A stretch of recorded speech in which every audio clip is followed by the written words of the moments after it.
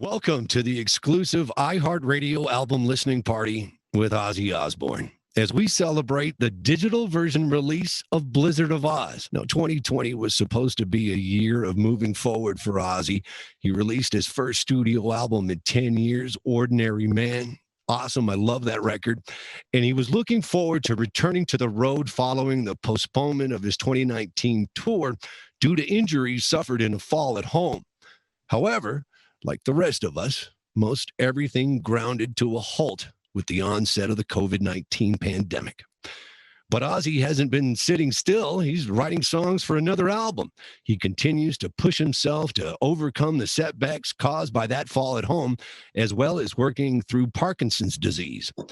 And along the way, he's had time to reflect on his past, which includes cooperating in a documentary on his life, A&E's biography, The 9 Lives of Ozzy Osbourne.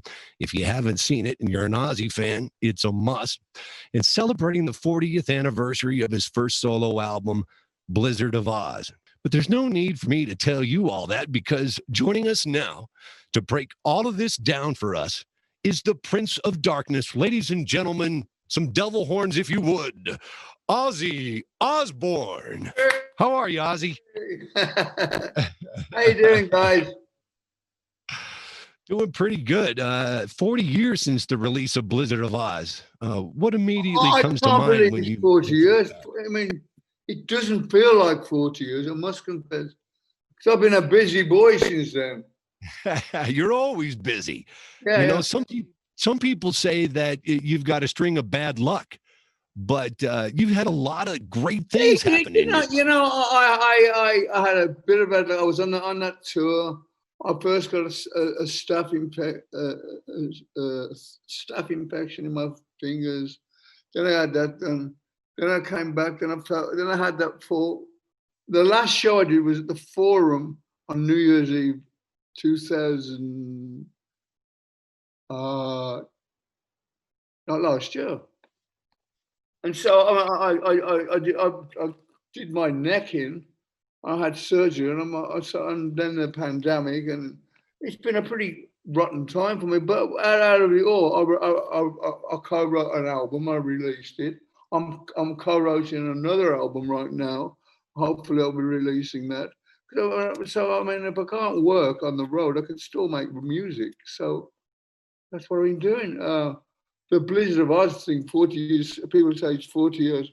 I can't believe it's 40 years. It's all done by so quick. Hey, take us back to 1979. Black Sabbath is holed up in Bel Air. They're working on the follow-up to 78's Never Say Die, but things didn't go as planned. Now, well, we were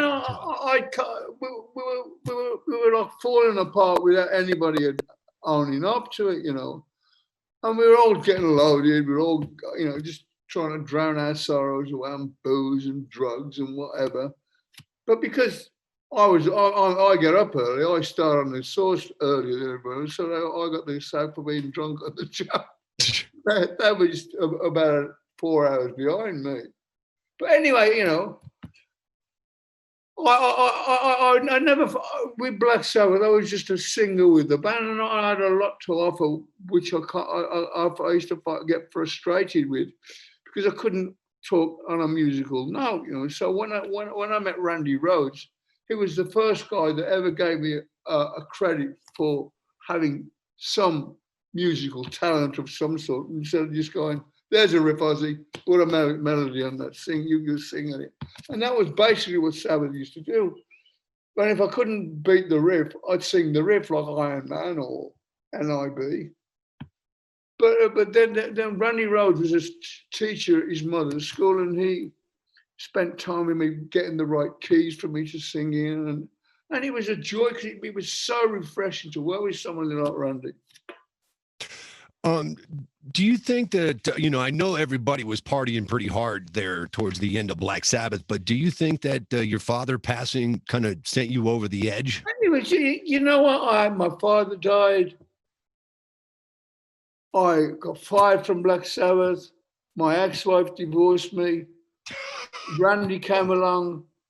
He dies. I mean, it was a bit, it's what you call a bit of a bad run, Mm. No, hey, did your dad come up with the name Blizzard of Oz? No, the Blizzard of Oz was the album, because we were all heavy into coke, and I thought, that's it. I'll call my album Blizzard of Oz. Now, initially, wasn't that going to be the name of your new No, band? it was. Everybody's missed. Ask yourself a question. If you were a singer with a band called Black Sabbath, right, and you were just a singer, and you got fired, would you go and start another band with you were working as much as they do, and they fire you up there? I was never going to have that be allowed to happen to me again. So it was my thing. Ozzy Osbourne. The album was called Blizzard of Oz, hence the use of cocaine. How did you get everybody involved? How did you find Randy? From Audi. No, Dinah Strum from Slaughter. You remember the band Slaughter? Yeah, Up All Night. Yeah. He was helping me find players.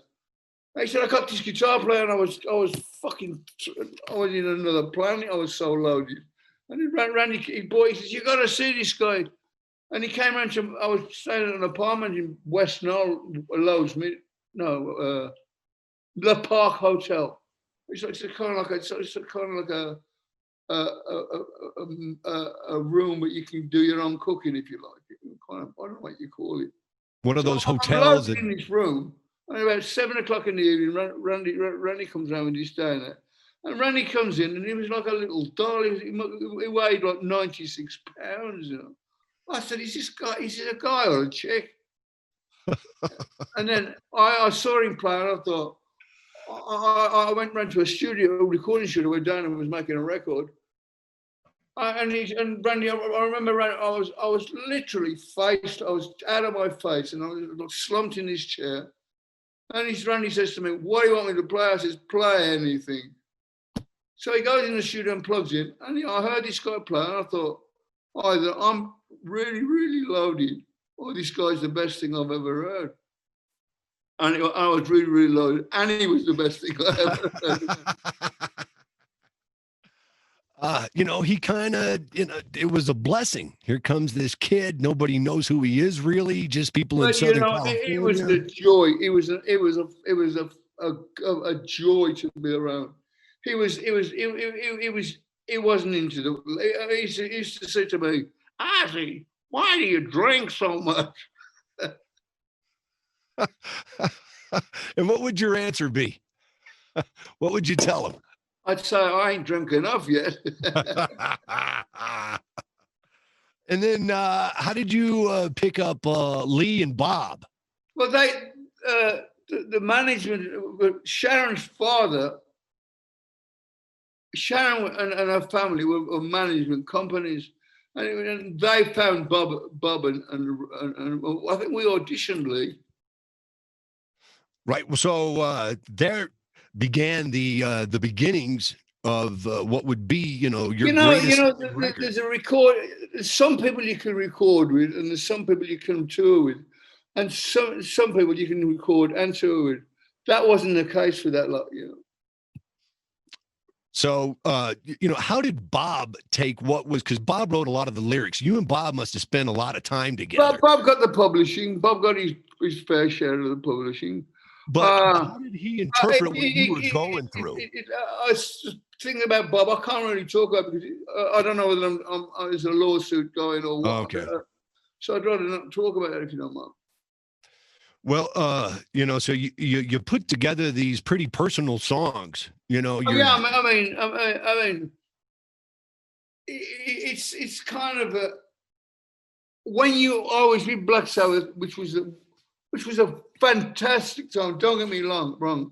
I mean, my time with Black Sabbath, I wouldn't change one damn thing because it was meant to happen the way it did, and they went on with Ronnie James Dio, and I did my thing, and we all, we all did what we were supposed to do, Right. So I'm not going to say Black Sabbath sucked because it was not. It was one of the best things that ever happened in my life. But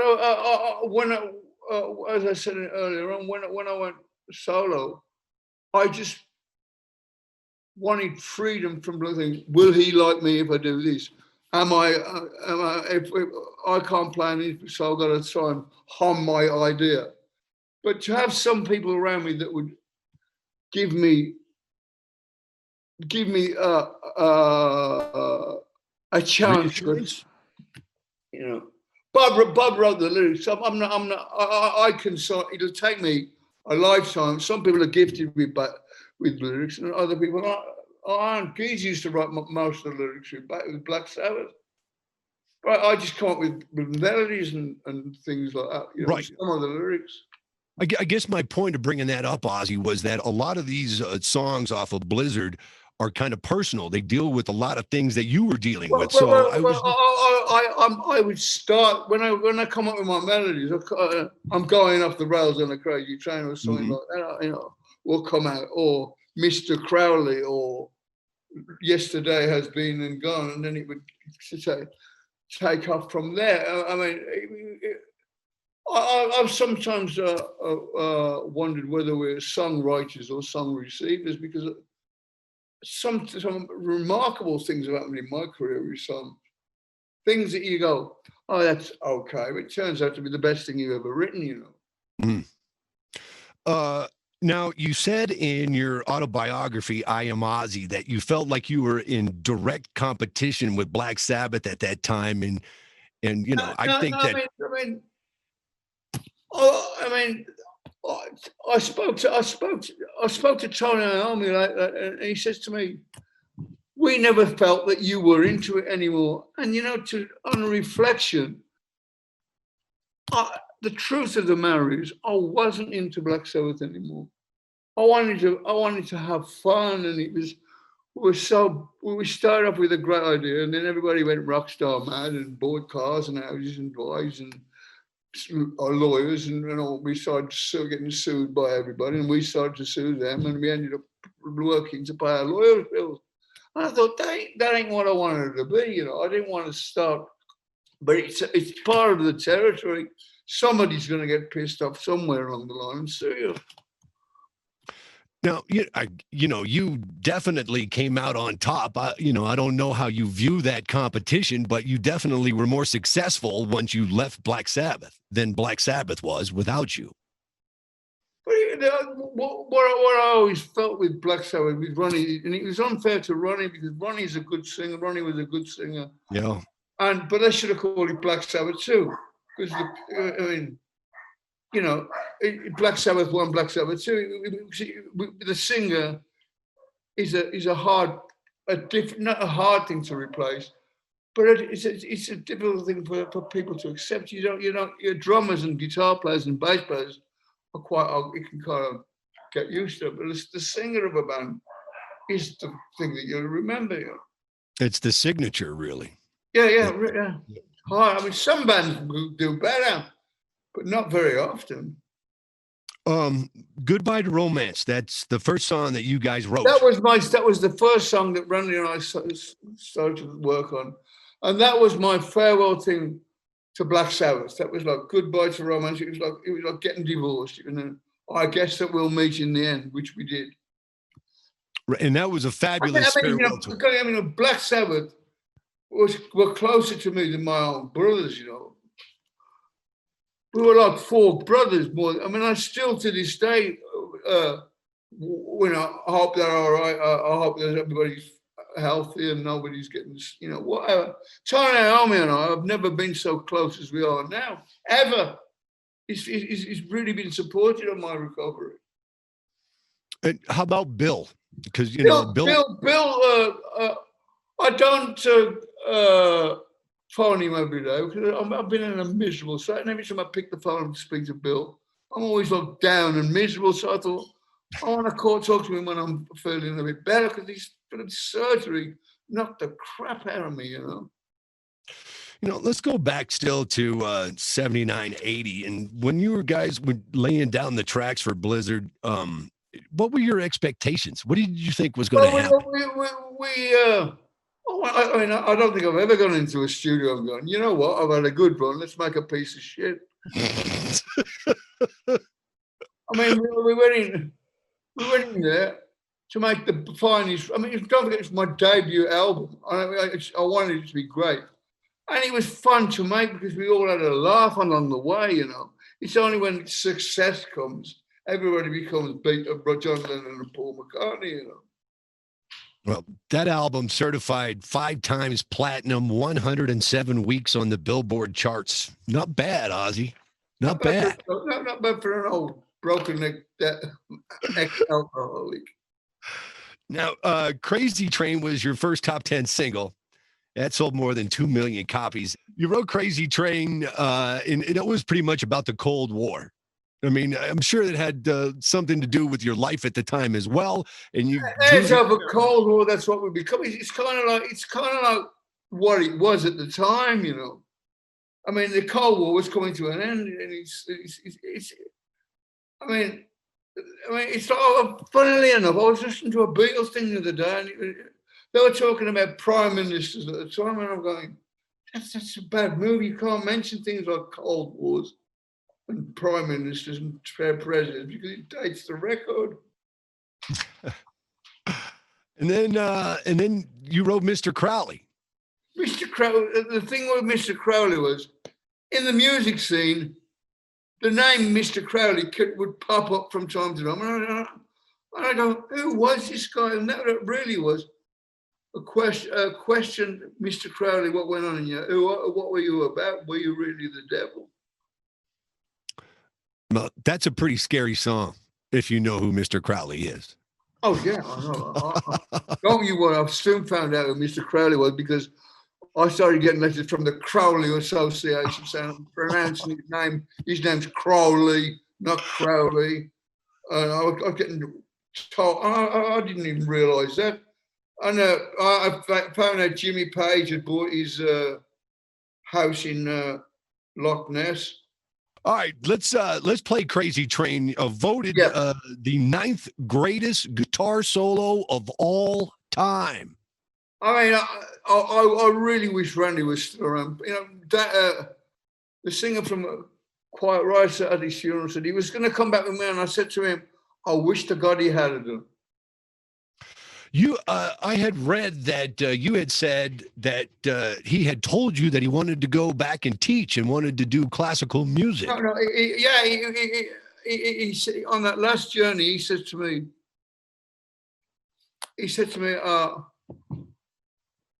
I want to go back to university and get a degree in classical guitar playing. I said, what? I said, we just got our second album going. I said, carry on doing it. You'll be able to buy a university. And he was going, he wasn't into it. Whether he would have gone back to Quiet Riot, maybe he would. We'll never know. But I really, if I had one wish, I wish I could turn back time and make sure he never got on that plane. That is, you know, I mean, as I'm talking to you now, the film's running in my head every time I talk about it.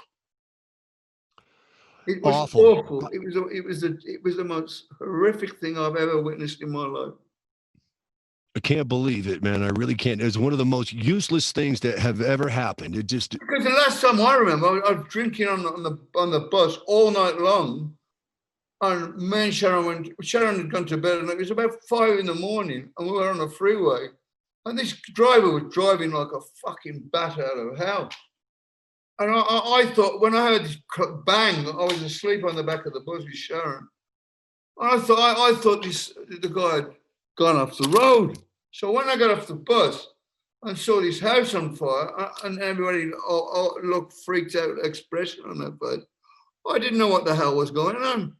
It took me it took Sharon a while to understand what true horror of what happened. Let's talk about recording "Goodbye to Romance," which was the second single off that album. So, no, not the second. Mr. Crowley was the second single, but let's talk about "Goodbye to Romance," which is your goodbye song, basically, to Black Sabbath. Yeah. How was that recording process? Well, we just sat in a studio and recorded the backing track, one that we thought was okay, and we worked on that from there. You know, you got a basic track and build on it. And Mr. Crowley, when you guys decided to put that onto tape, was there anything weird that happened while you recorded that song? Did you conjure up any? I think I might have pissed my pants, but no, it was. I can't really remember the recording sessions, but I remember at the end of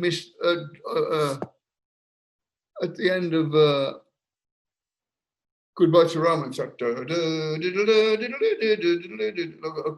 trumpet thing at the end. I remember when that was put on. Well, some landmark, songs in the history of hard rock, heavy metal, and pop music at the time. Rock and roll was ruling. I mean, you kind of set the stage for the next phase of rock and roll. That was it's kind of nice in a way because the greatest thing about making records is that you have an idea and it works. Other people like your idea. That's really what it's all about. I mean, when I get guitar players, I go, give me a riff that will make a kid want to play a guitar, and because a lot of guitar players want to impress the next guitar player, and I say, down at the public, give a kid if you give a kid a riff that's got to be a rocket science to understand it, or have a handbook to understand the riff. Just look down, like you really got me. When I first heard You Really Got Me as a kid, it worked, So many things happened on tour, on that first tour for Blizzard, and things just kept going. You know what? I honest to God, I can't remember a lot of that period because it was like everything was so big. We went to the record company. They said, "I will give you 50 grand for the album," which is peanuts. I mean, I think it just about covered the cost, and it just started to get busy with it. It started to take off. Which I'm on the inside looking at, so I never really. Me and Sharon were just busy doing the radio stations and as much a PR as we could, and gigging as well as we. And Sharon came up with the idea on that Blizzard tour of not opening up with another band, headlining smaller venues like the Fox Theatres and that. That's what we did. So we started off on the right foot. Sharon, I was lucky to have Sharon taking care of my day by day, and we lived from hand to mouth. It was fun though. We had everything to gain and nothing to lose, So when you were sued in '84 for Suicide Solution, how did that make you feel? Because you're basically the inspiration for that song. I mean, you're singing about Suicide Solution. I was doing a lot of alcohol drinking, a lot of it. And it wasn't Suicide Solution meaning the way out. It was, how can it be? How can it be pro-suicide when wine is fine, but whiskey's quicker, suicide is slow with liquor? It was self-explanatory. That's a great message. Great message. It's true. And there's some guy in India said, I say, pick up the gun, shoot. And I'm going, where the fuck is this? So it must have crushed you. I mean, because here's a kid. But you know what the downside of that, because of the publicity created, other people take it on for real. That they think, it's like when the president said, inject yourself with whatever the fuck. Somebody somewhere will do that, and so when these people take legal action, somebody goes, I wonder if that's what you got to do. And there's always some whack job out there that's ready to try it.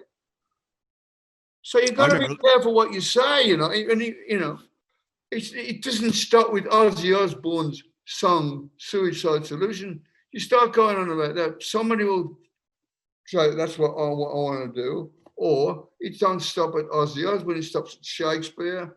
goes to Shakespeare. All forms of art can't get, it's an art form. Right. And eventually the case was dropped. And, I don't know. But I understand that Judas Priest actually went to court because their guy, they had a pact where they both shot each other in the face and blew each other's brains out of them. 2 kids. Yeah. So, yeah. I mean, Robert Alpin's a good friend of mine, and he's one of my favorite singers. He's a great, great guy. And he was telling me, he said, why us?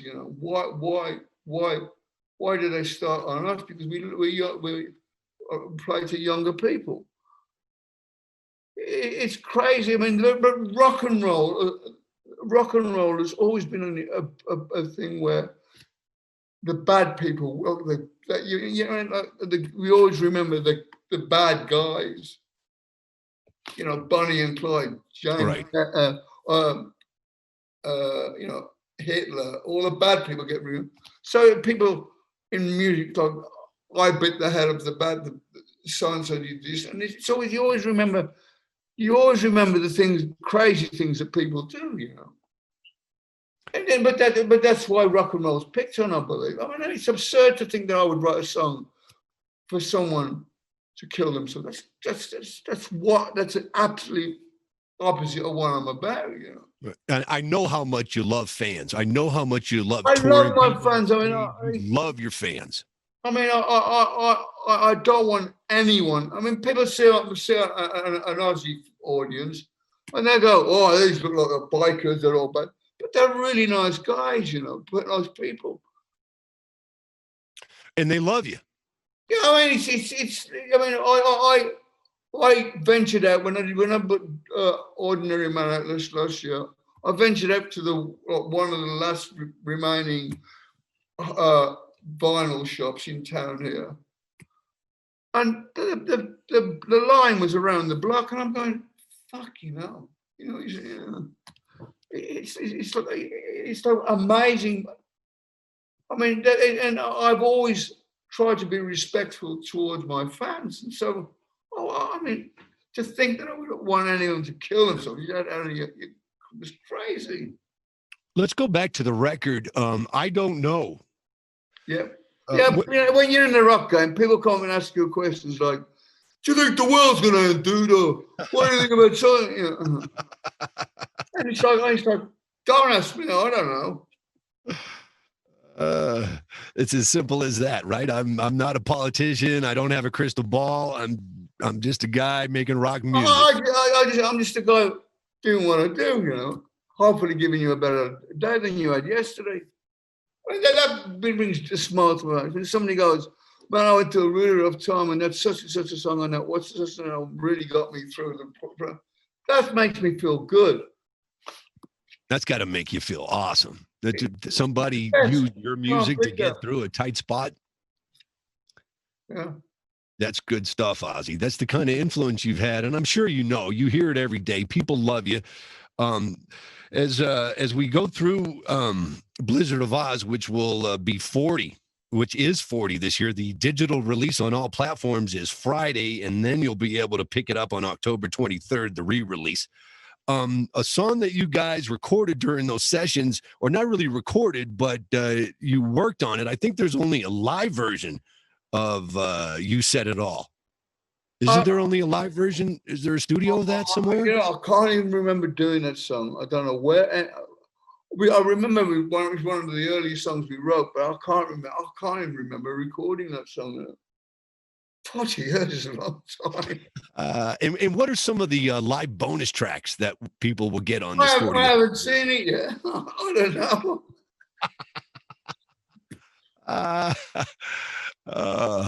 And did you enjoy the biography, A&E's biography of you?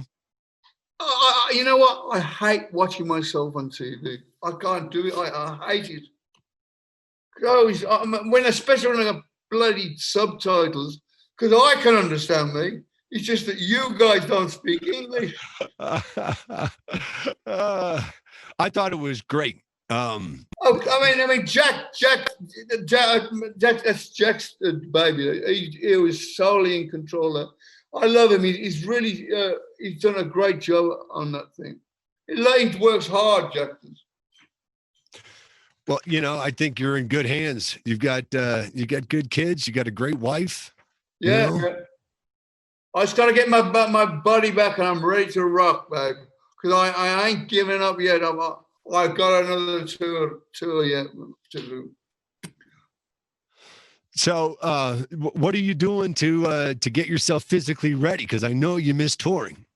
I've got 5 days a week. I have physical therapy. I go on walks. I exercise myself. I go in the pool.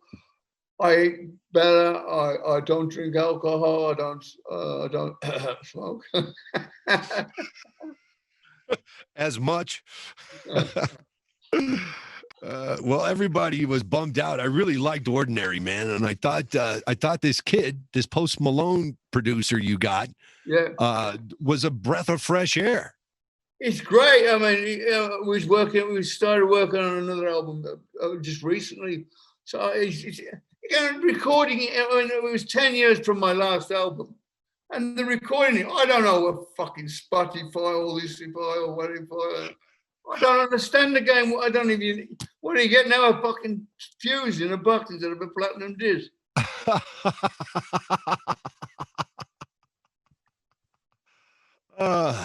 Well, I was looking forward to that tour, the Ordinary Man tour, and then of course, I can't wait to get well enough to come on the road. I love you all. Thank you so much for your time. So, Ozzy, is there going to be a big, if just say in 2021 we've got a vaccine, everything kind of goes back to normal, are you going to hit the road and do like a late 40th anniversary? I want to be physically 100%. I'm hoping and keeping my fingers crossed, but I'm looking on a realistic thing. I don't think if they find a vaccine, it's going to take a year for people to go, maybe now I'll go and do it. I don't want to be the first one in the line to get a vac shot of that shit. I'll wake up with a fucking other set of antlers on my head or something. Right. Let it live. I think the realistic look is 2022, really, because it's going to take another year for it to settle down. Well, Ozzy, we haven't been through this winter yet. I mean, that winter's going to be pretty. Hopefully, it's not going to be as bad as the record. So chances are a new record before a tour, really. Then. I don't know. I'm just doing what I'm doing. Okay. Well, let's hope it could turn around. A new record, then tour. Right. That'd be great. In a perfect world. Well, I'm not the only one who ain't touring. There's about 500 other bands ain't touring. Right. So for the first month, you're going to be able to buy tickets 2 for the price of 1, Ozzy, thank you so much for spending time and talking about Blizzard of Oz with us here at iHeart. God bless you. If you need anything else, call me. All right. Ozzy Osbourne, ladies and gentlemen. God bless Greg Stone, and you've been listening to an exclusive iHeartRadio album listening party with Ozzy Osbourne as we celebrate the digital version release of Blizzard of Oz.